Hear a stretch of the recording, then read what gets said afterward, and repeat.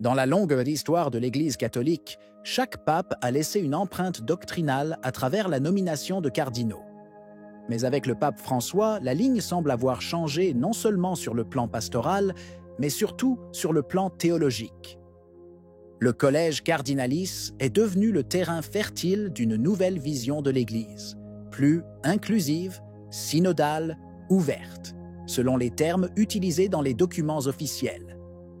Mais pour de nombreux fidèles liés à la tradition, ces mots sonnent comme l'antichambre d'une profonde mutation, voire d'une rupture.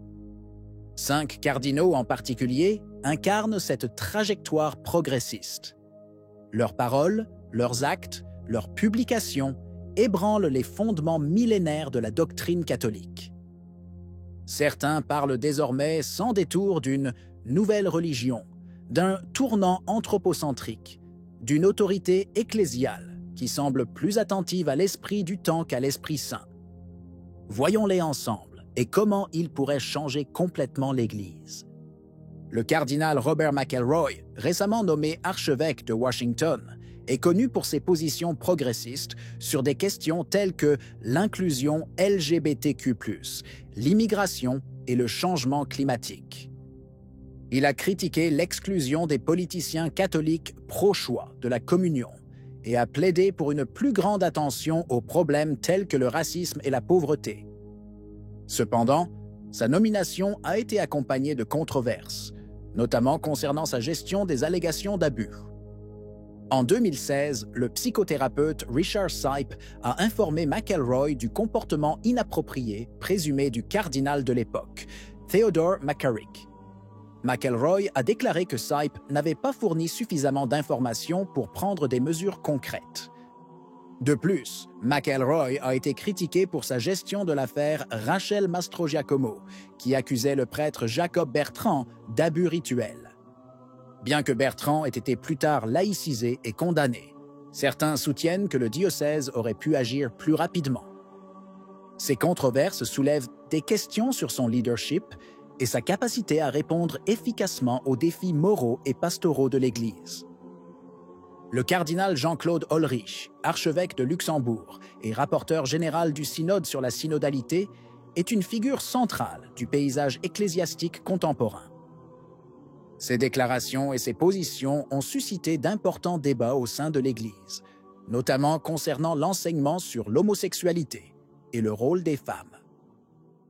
En février 2022, Holrich a déclaré que l'enseignement de l'Église sur l'homosexualité était erroné, arguant que la base sociologique et scientifique de cet enseignement n'est plus correcte.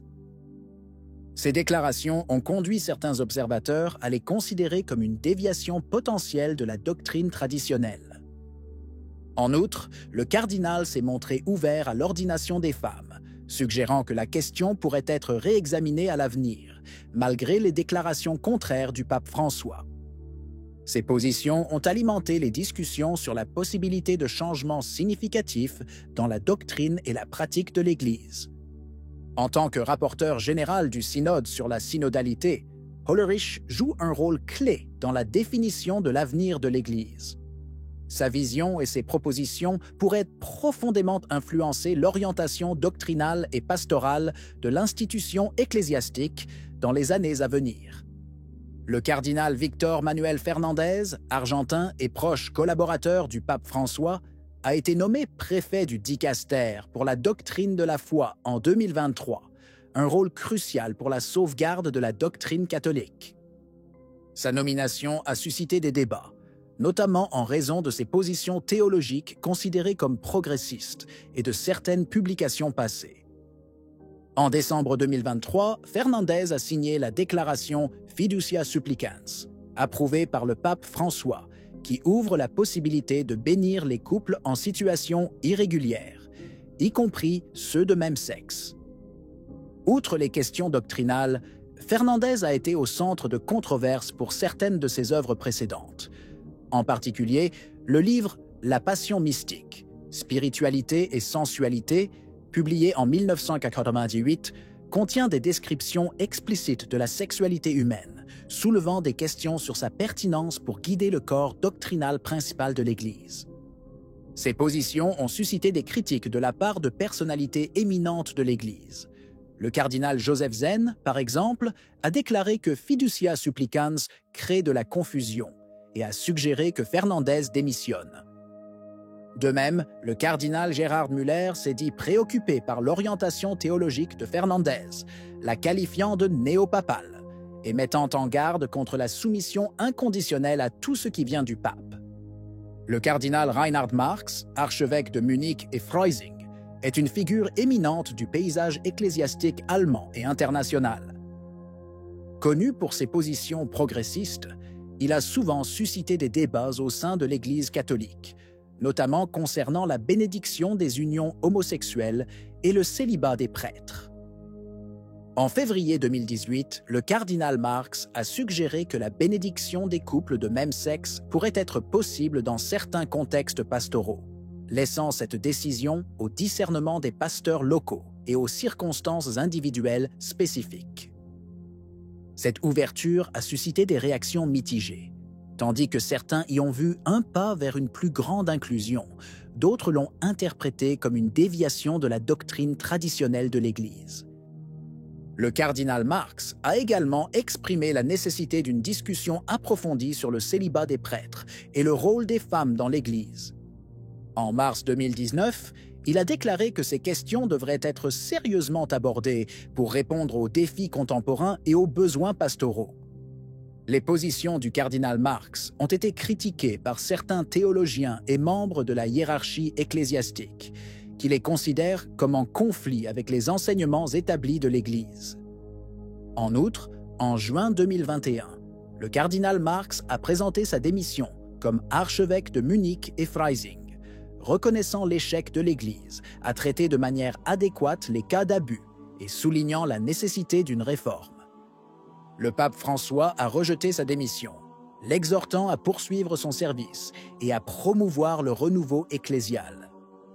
Le cardinal Blas J. Köpesch, archevêque de Chicago depuis 2014, est une figure marquante du paysage ecclésiastique américain, connu pour ses positions progressistes sur les questions sociales et morales.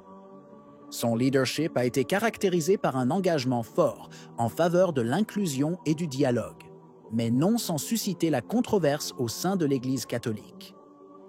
Köpesch a souligné l'importance d'écouter et d'accueillir les personnes LGBTQ+ dans la vie de l'Église.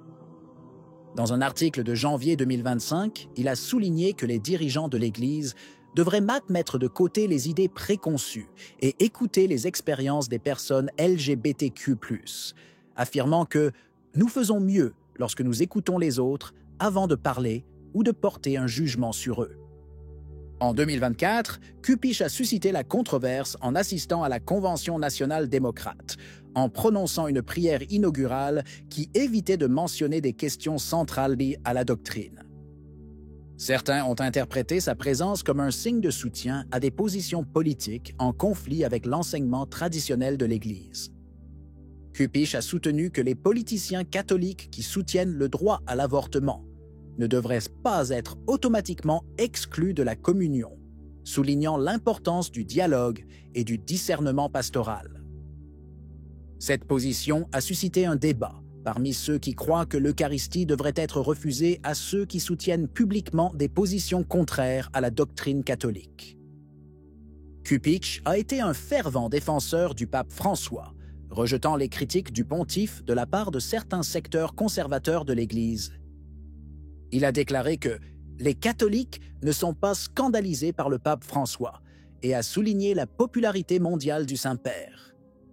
Le cardinal Köpesch représente un courant au sein de l'Église catholique qui promeut une approche pastorale inclusive et dialogique.